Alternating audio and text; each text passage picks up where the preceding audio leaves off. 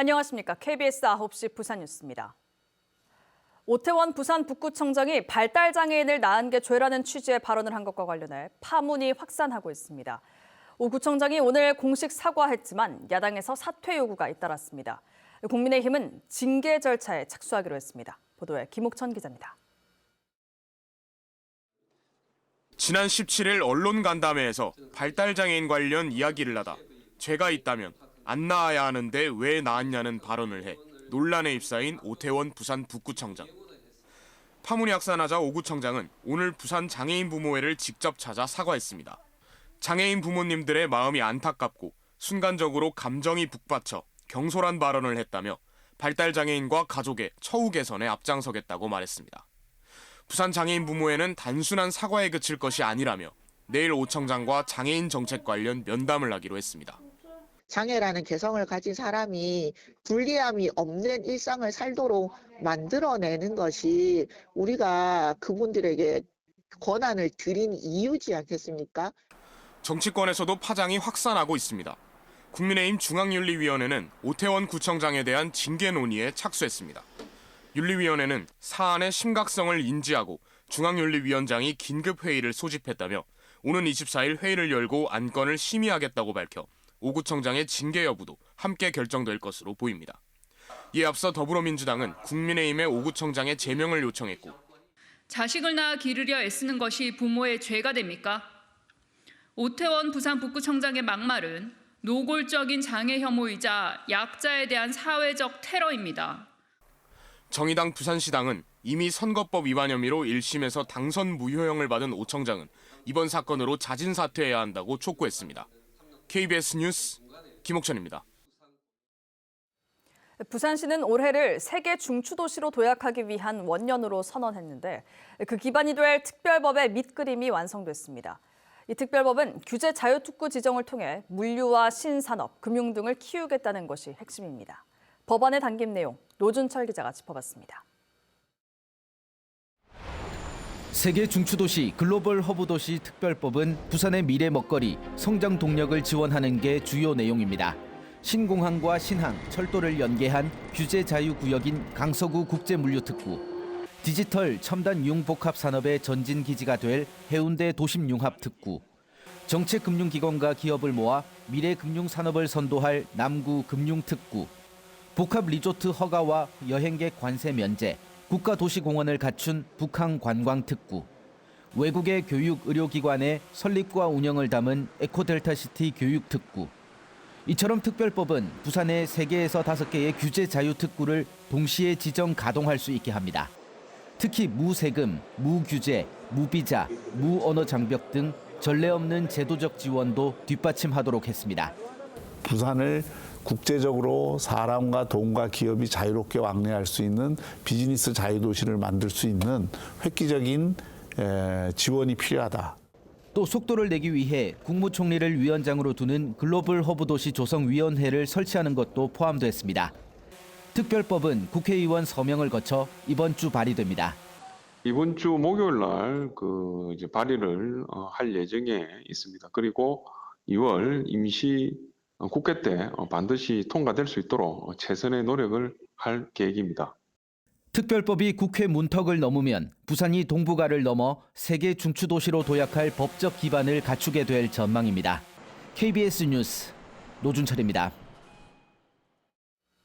전국 광역단체장으로 구성된 전국시도지사협의회가 인구 문제와 균형 발전을 종합적으로 다룰 정부 부처 신설을 건의하기로 했습니다.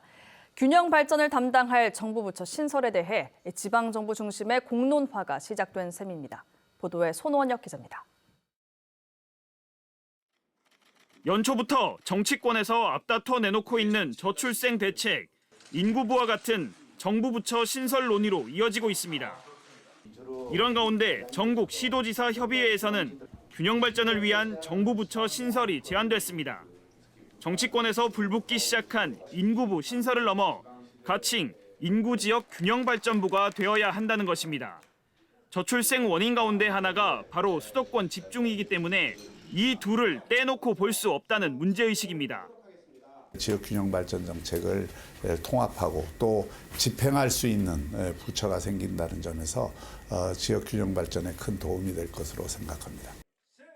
대통령 직속 지방시대위원회는 균형발전 정책에 대한 자문, 심의 기능에 그쳐 결국 위상에 한계가 있습니다. 교육과 복지, 산업, 도시개발과 기반시설 조성 등 관련 사업 집행은 결국 개별 부처의 몫이기 때문입니다. 이처럼 부처별로 흩어져 있는 인구 정책과 균형 발전 문제를 종합적으로 추진할 정부 부처의 신설은 제2국무회의인 중앙지방협력회의의 안건으로 다뤄질 예정입니다. 지방소멸에 대응해 공론화가 시작된 정부 부처 신설에는 정부 조직법을 개정해야 해 여야 합의가 절대적으로 필요합니다. 체계적으로 정책 수립하고 일관성 있게 추진할 수 있도록 해줘야 됩니다. 균형발전부에 정책권, 예산권, 인사권의 권한을 부여해야 하는 거죠. 4월 총선을 앞둔 각 정당의 정책 경쟁 움직임과 맞물려 균형발전부 신설 논의는 22대 국회에서 속도를 낼 전망입니다. KBS 뉴스 손원혁입니다. 평일 야간과 휴일에도 어린이들이 진료를 받을 수 있는 달빛 어린이병원이 2곳 더 늘어납니다. 부산시는 동래구와 연제구, 영도구, 기장군에 이어 다음 달부터 강서구와 사하구 등 서부 상권병원 2곳을 달빛 어린이병원으로 추가 지정해 총 6곳을 운영한다고 밝혔습니다. 달빛 어린이병원은 평일은 저녁 7시까지, 토요일과 일요일, 공휴일에는 오전 9시부터 오후 6시까지 진료합니다. 4월 총선에 나설 여야 후보들의 공천 경쟁이 시작됐습니다. 부산에서 역대 가장 많은 예비 후보가 나온 더불어민주당은 현장 실사에 들어갔고, 국민의힘은 현역 의원 중 공천 배제 대상을 가릴 여론조사에 나섰습니다. 보도에 황영규 기자입니다. 더불어민주당 사상구 예비후보는 모두 4명. 국무총리실 비서실장을 지낸 배재정 후보와 부산시 의회 의장 출신 신상혜 후보, 청와대 행정관 출신의 30대 서태경 후보와 부산시 의원 출신 김부민 후보가 나서 뜨거운 공천 경쟁을 예고했습니다. 이처럼 복수의 민주당 후보가 출마한 지역구가 부산 전체의 절반을 넘습니다. 민주당 공천 신청을 마감한 결과 부산에선 역대 최다인 36명이 예비후보 적격 심사를 통과했습니다. 민주당 공천관리위원회가 이번 주부터 현장 실사와 면접 등 예비후보자 평가에 들어가는 가운데 지역구 몇 곳에서 경선이 벌어질지가 관심사입니다. 정권 심판론 속에 지난 총선 때 경선을 한 5곳보다 많을 것이란 예측도 나옵니다. 국민들로부터 공천에서 심사 기준을 먼저 정해주시라. 그 정해주시면 그걸 반영하겠다. 우리가 이제 면접을 할 때나 여러 가지 과정에서. 국민의힘은 현역 의원 중 공천 배제, 즉 컷오프 대상을 가려낼 여론조사에 들어갔습니다. 지역 유권자를 대상으로 현역 의원에 대한 선호도와 후보 경쟁력 등을 묻습니다. 국민의힘 공천관리위원회는 이번 조사 결과에 당무 감사, 기여도, 면접 점수를 합산해 권역별로 하위 10%를 공천에서 배제합니다. 정영환 공천관리위원장은 경선으로 가는 게 기본 원칙이지만 특별한 사정이 있으면 단수 추천 등을 적절하게 활용할 것이라고 말했습니다.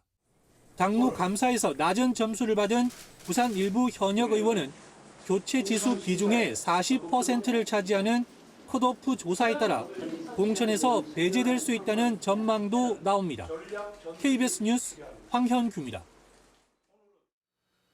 국민의힘 부산시당은 오늘 총선 공약개발단 위촉식을 열고 1차 회의를 가졌습니다. 공약개발단은 전복민 시당위원장과 이현승 의원을 공동단장으로 대학 교수 등 6개 분야 전문가 46명으로 구성했습니다. 국민의힘은 세계 중추도시 조성 등 지역 현안 해결과 함께 시민들의 생활에 꼭 필요한 공약을 발굴하기로 했습니다. 스마트폰 신제품 가격이 100만 원이 훌쩍 넘다 보니 중고 스마트폰 사서 쓰는 분들 적지 않으실 텐데요. 주의하셔야겠습니다. 중고 스마트폰을 사들여 중국산 부품으로 교체하고 또 배터리 성능을 조작해 비싸게 되판 일당이 붙잡혔는데요. 이미 10,000대가 유통됐습니다. 이준석 기자의 보도입니다. 배터리 성능이 70%대로 떨어진 중고 스마트폰. 배터리 칩과 특수 장비를 연결해 버튼을 누르니 성능이 100%로 표시됩니다. 간단한 조작으로 새 제품인 양 둔갑했지만 실제 성능은 이에 못 미쳤습니다. 6시간 이상은 써야 되는데 한 게임 몇 판 정도 하니까 갑자기 배터리가 박다니까 이게 사기 중에서도 몰라가지고. 부산경찰청은 이처럼 낡은 중고폰을 싸게 사들여 성능을 조작하고 되판 혐의로 일당 28명을 붙잡아 3명을 구속했습니다. 이들은 특히 흠집이 난 액정 등은 밀반입한 중국산 부품으로 교체해 비싸게 되팔았습니다. 보상기간이 남은 중고폰 4천여 대는 전기 충격을 가하고 액정을 망가뜨려 무상 교환받기도 했습니다. 이런 수법으로 2020년부터 3년간 중고 스마트폰 10,000대가량을 되팔아 35억 원 상당을 챙겼습니다. 성능을 조작하고 중국 부품으로 짝퉁 스마트폰을 만들게 될 경우 적게는 13만 원에서 40만 원까지 수익이 발생하기 때문에 경찰은 스마트폰 제조사에 해당 수법을 통보했습니다. 또 배터리 성능을 조작하는 데 쓰이는 이러한 장비가 해외 직구 사이트에 쉽게 유통되고 있는 것을 확인하고 관세청에 수입 금지 품목으로 지정해 줄 것을 요청했습니다. 경찰은 구매한 중고 스마트폰 배터리가 표시보다 빨리 닳는다면 수리 흔적 등을 확인할 것을 당부했습니다. KBS 뉴스 이준석입니다. 불법 도박 사이트를 운영하며 얻은 수익 550억 원을 고가 미술품과 스포츠카 또 선박 등을 이용해 세탁해온 일당이 붙잡혔습니다. 이들의 기상천외한 자금 세탁 수법은 검찰의 집요한 추적 끝에 덜미가 잡혔습니다. 공웅조 기자의 보도입니다. 부산의 한 고급 아파트, 수사관들이 미술작품에 압수딱지를 붙입니다. 피카소 그림부터 앤디 워홀과 백남준, 이우환 등 유명 작가의 작품들이 미술관을 방불케 합니다. 검찰이 불법 도박 사이트 운영자 이모 씨의 집에서 압수한 그림은 47점, 46억 원어치에 이릅니다. 이 씨 일당은 범죄 수익으로 초고가 스포츠카, 이른바 슈퍼카도 24대 사들였습니다. 도박 자금 세탁 용도로 구입한 고급 스포츠카입니다. 한 대 가격만 40억 원이 넘습니다. 또 140억 원을 주고 대형 선박 3척을 일당의 아버지 이름으로 사들이기도 했습니다. 검찰은 이들이 불법 수익 추적을 피하기 위해 고가 미술품과 슈퍼카 등으로 자금 세탁을 해온 것으로 보고 있습니다.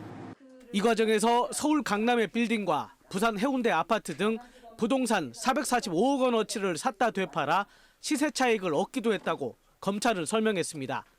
컨테이너와 농막 등에서 은닉자금 대부분이 회수됐는데 이 씨 아파트에선 5만 원권 다발 수억 원어치가 발견되기도 했습니다. 범죄 수익으로 자금 세탁한 550억 원, 상당의 97%에 달하는 535억 원을 책임 재산으로 확보를 했고 이를 모두 국고로 환수할 수 있게 되었습니다. 검찰은 자금 세탁을 주도한 이 씨 등 4명을 구속 기소하고 필리핀으로 달아난 한모 씨를 인터폴에 적색 수배했습니다. KBS 뉴스 공조입니다. 김태우 양산시의원의 상습 성추행 사건과 관련해 양산시의회가 공식 사과했습니다. 양산시의회 이종희 의장과 여야 집행부는 오늘 기자회견을 열고 성추행 의혹 사건으로 시민 여러분께 큰 실망과 걱정을 드려 진심으로 사과드린다며 피해자 지원과 재발 방지 대책을 수립하겠다고 밝혔습니다. 또 해당 시의원에 대해서는 조속한 시일 내에 윤리위를 열어 징계하겠다고 밝혔습니다. 양산시의회가 이번 사건에 대해 공식 입장을 밝힌 건 이번 사건이 알려진 지 일주일 만입니다. 부산시민공원 남문 일대에 들개가 잇따라 출몰해 지자체가 포획틀을 설치하고 안전문자를 전송하는 등 조치에 나섰습니다. 부산진구와 부산시설공단은 이달 초부터 공원에 들개가 출몰해 지난 3일에는 산책하는 시민의 얼굴을 물어 부상을 입혔다고 밝혔습니다. 또 어제는 들개가 반려견을 무는 등 여러 차례 들개 관련 신고가 접수됐다고 설명했습니다. 부산시설공단은 부산시민공원 방문 시 들개에게 먹이를 주거나 가까이 접근하지 말아달라고 당부했습니다. 오늘 낮 12시 20분쯤 부산항 7부두에서 정박 중이던 17,000톤급 일본 국적 화물선에서 기름이 유출됐습니다. 유출 면적은 모두 6천여 제곱미터의 규모로 경찰과 해양환경공단 등 관계기관이 오일 펜스를 설치해 긴급 방제 작업을 벌였습니다. 부산해양경찰서는 화물선 평양수 배출 과정에서 기름이 일부 유출된 것으로 보고 정확한 사고 원인을 조사하고 있습니다. 부산지법 형사 17단독 이용관 판사는 음주운전을 하다 적발되자 동생의 주민번호를 제시한 혐의로 기소된 20대 남성에게 징역 2년 6개월에 집행유예 3년을 선고했습니다.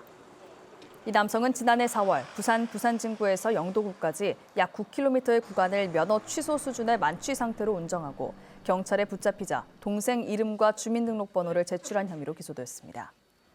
재판부는 피고의 혈중 알코올 농도가 매우 높고 음주운전을 포함해 여러 차례 처벌받은 점 등을 고려했다고 양형 이유를 밝혔습니다.